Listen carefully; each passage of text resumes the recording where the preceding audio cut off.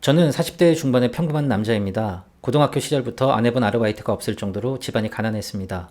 그나마 지금의 아내를 만나서 안정적인 삶을 살게 됐습니다. 아내는 유치원 교사로 일하고 있었는데 제가 사람을 하도 많이 만나서 그런지 사람 보는 눈썰미가 좀 있거든요. 제 눈은 정확했습니다. 아내는 그냥 천상 여자였어요. 수줍음도 많지만 한없이 다정하고 한 발자국 뒤로 물러서서 남편을 내조해주는 그런 스타일이었죠. 그렇게 아이가 태어났고 일은 더 잘 풀려서 매일매일이 행복한 나날들이었습니다. 딱 하나만 빼고요. 아내는 정말 조신하고 얌전한데 유독 장모님이 유별나셨어요. 사실 첫 인사드리러 갔을 때부터 뭔가 이상한 느낌을 받았죠. 낮술에 취해 있는 사람인 줄 알았습니다. 이렇게 표현하면 좀 과하게 느낄 수도 있습니다만 마치 길 가다가 보면 남자들 손짓하며 놀다가 이러는 아줌마 느낌이었습니다. 옷차림도 품격이 없어 보이고 온갖 장신구에 말투도 약간 저렴했어요. 솔직히 아내의 엄마만 아니면 별로 말을 섞고 싶지 않은 인상이었습니다. 게다가 앞으로 사야 될지도 모르는데 내가 요리를 해줘야지 이러면서 밥상을 차려주셨는데 밥이 맛이 없었습니다. 반찬이 맛없어서 밥을 못 먹은 적은 있어도 밥 자체가 맛이 없는 것은 처음이더군요. 그래도 어쩌겠습니까? 장모님이 처음 주신 밥인데 억지로 모래 씹는 마음으로 우걱우걱 쳐넣어서 먹었죠. 그래서 첫 인사를 드리고 집으로 돌아오는 길에 아내가 이야기를 먼저 하더군요. 우리 엄마 나랑 많이 다르지? 사실 새엄마야. 이러는 겁니다. 어쩐지 이해가 팍 됐습니다. 알고 보니 친엄마는 아내가 어릴 적에 돌아가셨고 아내가 7살 때 장인어른이 장모님과 재혼을 했다는 겁니다. 그런데 워낙 천성이 사치스럽고 술 좋아하는 분이라서 아내도 어릴 적엔 많이 힘들었다고 합니다.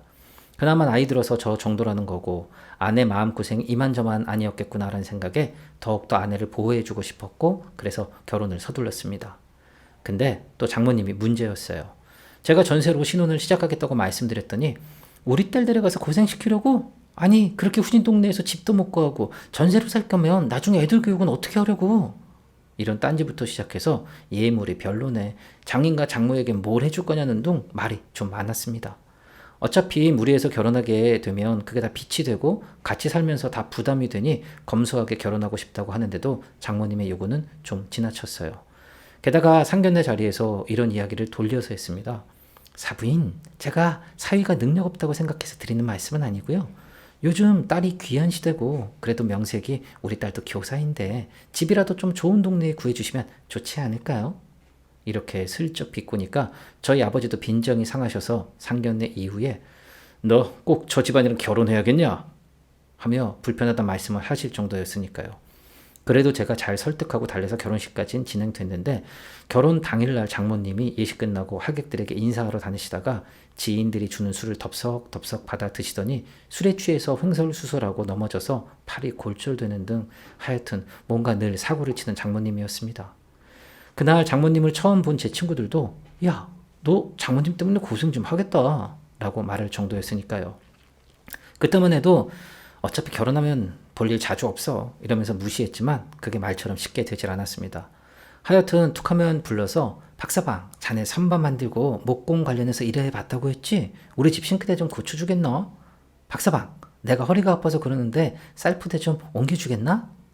아니 무슨 일만 있으면 전화해서 오라가라 하고 온갖 잡일을 부려먹는데 사람 미쳐버리겠더군요. 그리고 자꾸 비교를 하는 거예요. 내 친구 사위는 어디 여행을 보내줬다는데 우리 박사막은 뭘 준비했나? 이런 말 들을 때마다 굉장히 부담스러웠지만 그래도 사위인지라 가까운 중국 여행 티켓도 끊어드렸더니 에게 중국? 어디 하와이가 좋다던데. 그래도 어쩔 수 없지. 사위가 보내주는 건데 잘 다녀올게. 근데 선물 사오려면 돈도 좀 필요한데. 이런 말을 아무렇지도 않게 내뱉는 분이었죠. 그럴 때마다 장인은 어디 꽂아놓은 보리자루 마냥 가만히 계시는데 그 모습도 솔직히 짜증이 났습니다. 그래도 꾹 참았죠. 근데 사건은 아주 이상한 데서 터지게 됐습니다. 그날은 유독 바빠서 다른 동네에 가서 일을 하고 있는데 아내에게 전화가 온 거예요. 처가에 있는데 배관이 막힌 것 같으니까 뚫어줄 수 있냐는 겁니다. 바쁘다고 다음에 뚫어주겠다고 약속을 하고 전화를 끊었죠. 그리고 그날 저녁에 장모한테 전화가 와서 박사방 언제 배관 수리해 줄 건가? 답답해 죽겠네. 이러는 겁니다. 그래서 제가 요즘 바빠서요. 이번 주 안으로 해드릴게요. 이랬습니다. 장모님은 엄청 서운한 말투로 이야기를 하더니 알았다며 전화를 끊더군요. 아무리 밉상 장모님이지만 괜히 예의를 벗어난 것 같아서 다음날 다른 일 끝내자마자 처가로 가봤습니다. 초인종을 눌러도 대답이 없고 장인 장모님에게 전화를 걸어도 받질 않은 겁니다. 그래서 아내에게 연락을 했더니 어디 나가셨나 봐. 그냥 비밀번호 알려줄 테니까 들어가서 수리 좀 해줘. 이러는 겁니다. 알았다고 하곤 아내가 알려준 비밀번호를 누르고 문을 열고 집 안으로 들어갔죠. 근데 안방 쪽에서 뭔가 우당탕 소리가 나는 거예요. 순간 뭐지? 하는 이상한 느낌이 들더군요. 나이든 어른들이 사는 집을 노리는 빈집 털이범들이 많으니까 혹시나 하는 마음에 안방 문을 벌컥 열었는데 아뿔싸. 제 눈을 의심하지 않을 수가 없었습니다. 장모님이 웬 노인과 함께 있는데 누가 봐도 이상한 짓을 하다가 급히 옷을 입고 있는 모습이었죠. 너무 황당해서 어르신 누구시죠? 라고 물었죠. 그 노인은 사위 되시는 분인가? 내가 장모님하고 잘 아는 사람인데 날이 더워서 잠깐 좀 상의를 벗고 있었네. 오해하지 말게. 이러는 겁니다. 장모님도 굉장히 빨개진 얼굴로 박서방 인사드려. 가끔 우리 집 와서 기치료 해주시는 분이야. 이러는 겁니다. 그래서 제가 아니 무슨 기치료를 집에서 보기 민망한 차림으로 합니까? 그리고 제가 보기엔 이 노인분이 치료받을 몸인데 무슨 치료를 해주신다는 거죠? 할아버지 자격증 있으세요? 나한테 자격증 구라칠 생각 마세요. 내가 자격증 분야는 빠삭한 사람입니다. 덩치도 큰 사람이 자격증 운운하니까 그 노인은 겁을 먹었는지 입을 제대로 떼질 못한 채 가만히 있는 겁니다. 장모님은 사태가 이상하게 흘러가니까 아이고 괜히 이러다가 서로 분위기만 이상해지니까 일단 치료사 선생님은 댁으로 돌아가시고요. 박서방은 나랑 잠깐 좀 이야기하면 어때? 치료사님 어서 가세요. 오늘 수고 많으셨어요. 이러는 겁니다.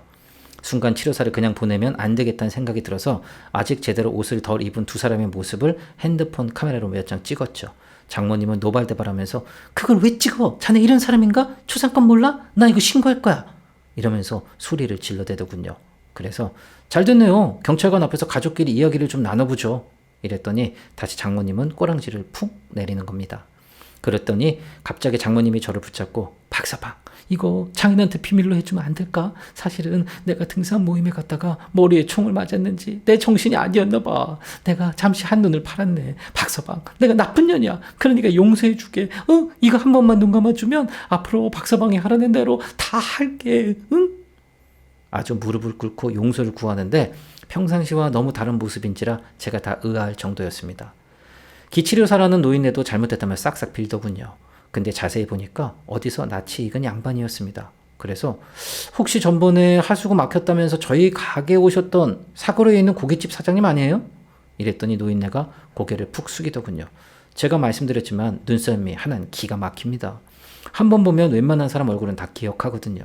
그래서 제가 아니 고깃집 할 정도면 돈도 있는 양반이 뭐하러 남의 집 장모님을 꼬십니까? 어른들이면 어른답게 행동하셔야지. 이게 뭡니까?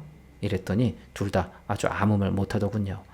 그래서 그동안 당한 것도 있고 하니 저는 두 사람에게 앞으로 두 분이 저한테 하는 걸 봐서 이 사진을 지우도록 하겠습니다. 그리고 지금 장모님이 바람 폈다고 실토한 것도 녹음해 놨으니까 이 녹음 파일도 하는 거 봐서 지울게요. 라고 말했죠. 두 불륜 노인네들은 아주 덜덜 떨며 저를 당장이라도 왕으로 섬길 신용이더군요. 근데 제가 그렇게 비열한 놈은 아닙니다. 남의 약점을 갖고 이용해 먹는 놈은 아니라는 거죠. 그때부터 우리 집 전용 고깃집은 사거리 고깃집이 되었어요. 일단 우리 회사 동료들과 가서 회식을 거하게 했죠. 대략 50만 원 나오더군요. 그래서 여기 사장님 나오라 그래 했습니다. 젊은 사장이 나오길래 아버지하고 잘 아는 사람인데요. 저한테 신세진 게 있으니 무료로 먹고 가라고 하셨습니다. 라고 정중히 말했죠. 젊은 사장은 무슨 헛소리냐며 계산하라고 난리치는데 제가 노인네한테 전화 걸어서 바꿔주니까 그 노인은 야 그분한테 돈 받지 마라. 절대로 받지 마. 앞으로도 받지 마. 그러는 겁니다. 젊은 사장은 자기 아버지가 돈 받지 말라니까 순순히 저를 보내주고 회사 직원들은 이야 대단한데 라며 저를 칭송해 주더군요. 그리고 장모님에겐 앞으로 술 마시고 돌아다니시거나 8시 이후로 집에 안 들어오면 가만히 안 있을 겁니다. 라고 딱 한마디 했습니다. 역시 사람이 바로 개조되더군요.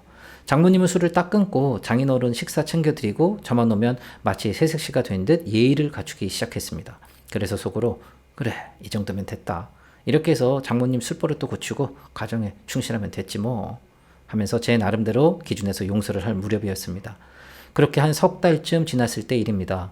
오후에 출장 수리하러 술집과 모텔이 몰려있는 곳에 갔었습니다. 대중 숙박시설은 일반 가정집처럼 매번 관리를 하는 게 아니라서 배관이 차곡차곡 막히다가 아예 꽉 막히는 사태가 발생하거든요. 그럴 땐 저희 같은 전문가가 투입될 수밖에 없습니다. 그래서 그날도 아예 다 뜯어내서 배수로를 막고 있는 이물질을 싹 제거하고 잠깐 쉴 겸 옥상에 올라가서 담배 한 대를 피고 있는데 옆 건물 숙박시설에서 장모님과 그 노인이 나오는 걸 봤습니다. 개벌은 남 못 준다고. 이젠 오후 일찍 만나서 그 짓을 또 하고 다니고 있더군요.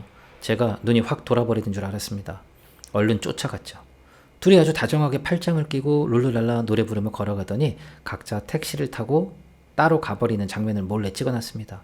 그리고 장인어른 댁에 가서 지금까지 찍은 사진과 그때 음성을 장인어른과 아내에게 공개를 했습니다. 두 사람은 기겁을 하며 난리가 났죠. 저도 사정 모르는 장모님은 7시쯤 장보고 들어오는 척하면서 박서방이 웬일이야? 이러면서 가쟁을 떠는 겁니다. 장인어른이 당신 박서방한테 다 들었어? 라고 호통을 치니까 일단 나 죽겠다 하면서 싹싹 빌더군요.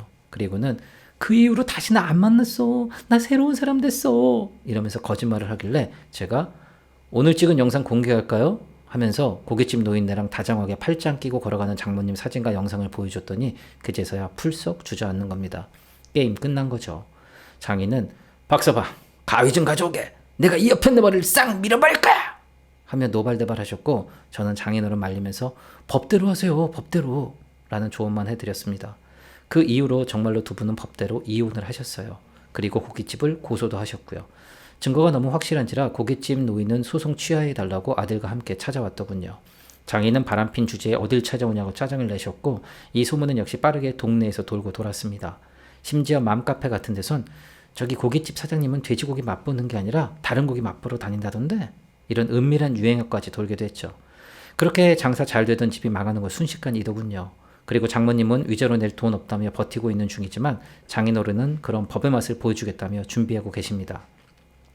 그러길래 제가 시키는 대로만 착실하게 하셨으면 아무 문제도 없는 남은 여생 편안하게 사셨을 텐데 그놈의 욕종이 뭔지 어른이면 어른답게 처신하셨으면 좋았을 텐데 참으로 안타깝더라고요. 그래도 마지막엔 거머리 같은 장모님과 헤어진 장인어른이 다행이고 아내도 은근히 속 시원해하는 것 같아서 다행이라고 생각합니다. 정신 나간 장모님이야 어딘가에서 또 술 마시고 주정이나 부리면서 남은 생을 누군가에게 빌붙은 채 사시겠죠. 솔직히 관심도 안 갑니다. 저는 저와 제 가족만 행복하면 되니까요.